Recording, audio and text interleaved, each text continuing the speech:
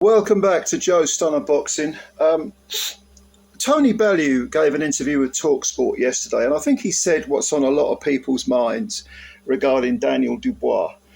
And that is Dubois really fighting for himself? Or is he fighting because his father wants to live vicariously through him? Bellew stopped short of giving these details, but this is what he meant. This is me talking now. Is Stan Dubois, or Dave, whatever the hell his real name is has he bred his son to be heavyweight champion, and now he's, the dream has come true, and good old Stan can now bask in his son's glory? And is his son, who constantly talks about his father, talks about how much he loves him, wants to, he respects him and so on, which is great for any kid and father to have that, as long as it's two-way traffic. To have that sort of relationship is fantastic. It's like Conor Ben and Nigel Ben, it's good stuff.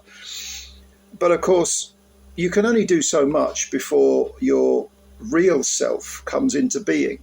You find as you get older your identity. And of course, Daniel, we know, is, I never know how to phrase this. He's possibly autistic, possibly on the spectrum, Asperger's or something. I don't mean that unkindly towards Daniel. I genuinely don't. But, it does make you wonder. It does make you wonder whether he is sort of indirectly or maybe even directly being exploited. Is it manipulated? Certainly. Anyway, I think this is something that a lot of people have been talking about. I mean, Bellew is someone who, when he became a pundit, I would watch him and think, what on earth are you talking about? And he seemed to be very sort of pro-Matchroom, pro-Eddie Hearn, pro-Matchroom fighters. But in case you don't know, him and Frank Warren are at loggerheads. They have no respect for each other. There's a lot of enmity there stemming from when Bellew was promoted by Warren, and he feels that Warren tried to freeze him out and Eddie Hearn waltzed in and saved him. And that's the alleged friction between the alleged reasons for the friction between Bellew and Warren. And I thought, well, this guy's just, he's not a particularly good pundit, but because of that friction, he's now been maybe not frozen out of the zone entirely, but with Turkey's influence, let's put it this way, Tony Bellew ain't getting any gigs on Turkey a la Sheikh's cards, because Frank's Turkey's man, and you hear these things behind the scenes, what's going on. But Bellew is, in some quarters, persona non grata. And yes, he does his own shows, but he won't be on any sort of Riyadh cards, or, I mean, he actually was on the Dubois Usyk rematch card, which really surprised me because he wasn't getting much work on any Queensberry related cards prior to that. So I was a little bit surprised to see him there. But since that has happened, it seems that Bellew is now much more vocal in his opinions about certain things. In other words, he's not so much a company man now. He seems to just sort of say what he thinks. And again, you don't have to agree with him, but I think on this occasion, he's absolutely right to ask that question. Daniel Dubois has now got 3 stoppage defeats on his record, and all 3 of them, essentially he quit, for legitimate reasons or otherwise. The first one, no problem, he's got a busted eye socket, you bail out, you live to fight another day. Discretion is the better part of valor. Second one, mentally unraveled, completely came apart at the seams, and okay, you can learn from it, which he did. He came back with 3 great wins. And then on Saturday night, he just got blown out of the water. I mean, it was essentially, in terms of tactics, in terms of mental ability, ring IQ, and everything else under the sun, it was man versus boy. And Daniel, who is a big, strong guy with a battering ram jab and a huge punch, was made to look very, very ordinary by, a fistic genius, really. Then there's the story that's in the background, of course, of the house party that went on before the fight. Was it at Daniel's house, where Stan Stroke Dave Dubois, whatever his fucking name is, he invited everyone round, 70 people, they all bundled in, they all had a bit of a time, a bit of a gig, and then they all piled into the cars and, rocked up to the Wembley Stadium, and Daniel wasn't, he arrived a couple of hours before before he was actually due his ring walk, which isn't really enough time to sort of, wrap your hands and make sure all your P's and Q's are dealt with. And there was a lot of controversy, discussion, whatever you want to call it, including some allusions by Frank Warren on several interviews he gave. I watched a couple. One of them was a Box Nation interview, and Frank was, he was not saying it outright. He said certain things didn't happen that should have happened, and certain things happened that shouldn't have happened. So he seemed to be alluding to the preparation on fight night, which of course refers to this house party. It's the most bizarre thing I've ever heard. But Stan Dubois, I once made a video called Stan Dubois is a Strange Cat, and he is a strange guy. He's a strange man, very odd man. You see him interviewed straight away, you think, this is a very unusual fella. Eccentric, possibly, to put it kindly, but eccentric people very often do have negative traits to them, to their negativity. And of course, their eccentric traits don't suit everyone. They can be negative to other people well. And it seems pretty obvious to me that if you've got an undisputed heavyweight title fight, the last thing you want to be doing 2 hours before, or 3 or 4, 5 hours, the day of the fight, is having a fucking party. Daniel apparently wanted to leave the house. He said, I'm going for a drive because I want to get away from all this chaos. In other words, I want to concentrate on the job in hand, which you would think would be a sensible thing to do. Maybe Daniel isn't so daft after all.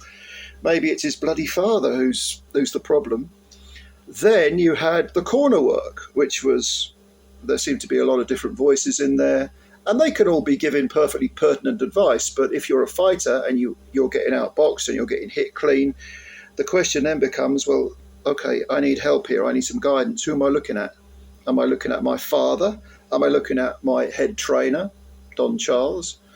Am I looking at my promoter, Frank Warren, who was apparently just behind them in the corner, giving his own 2 cents worth? Who am I listening to?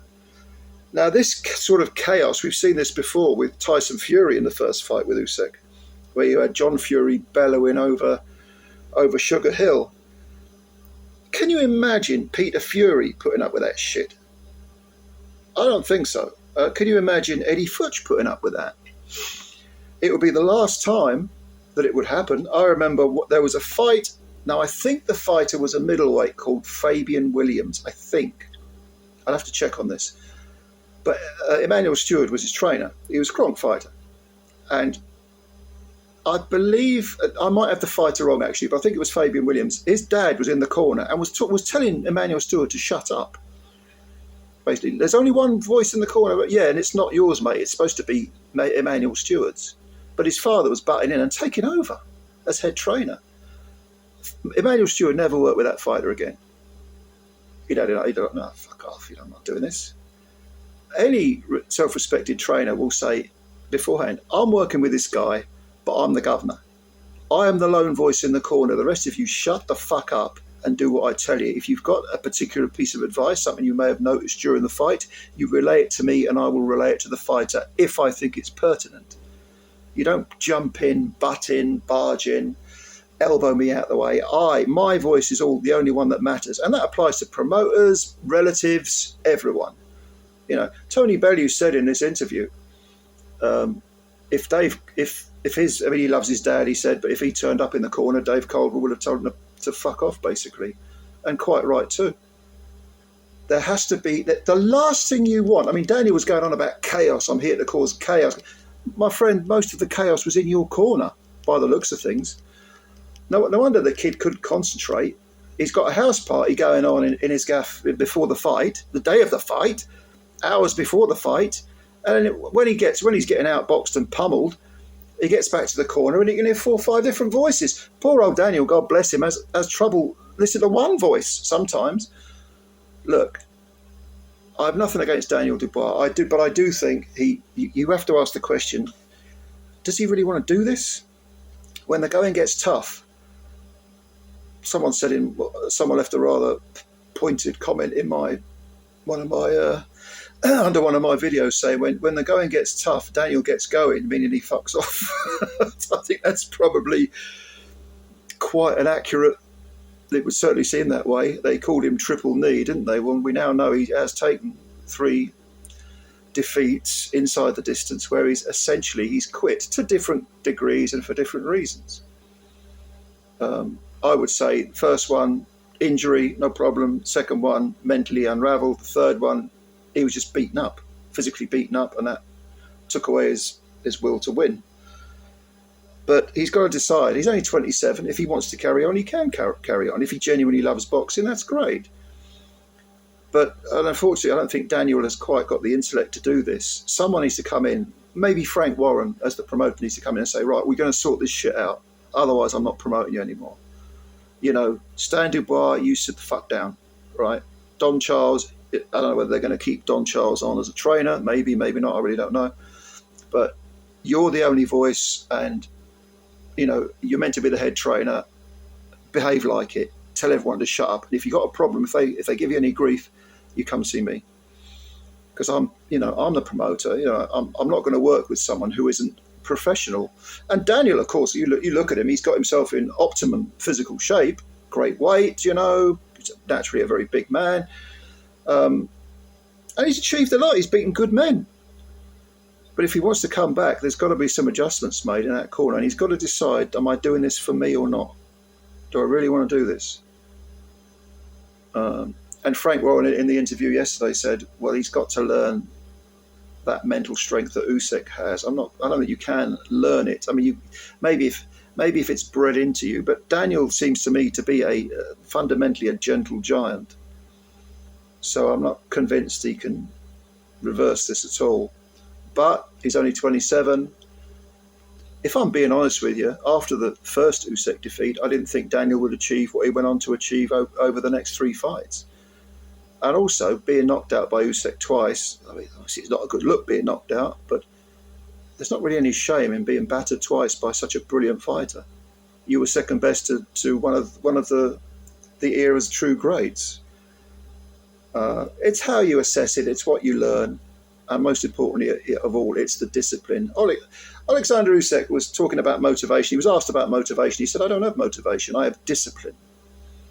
You know, it doesn't matter how I feel. I get up in the morning, I do this, I do that. I do what I know I'm supposed to do. I do the thing which is not the easy thing or the thing that I necessarily want to do. I do the thing that is the right thing.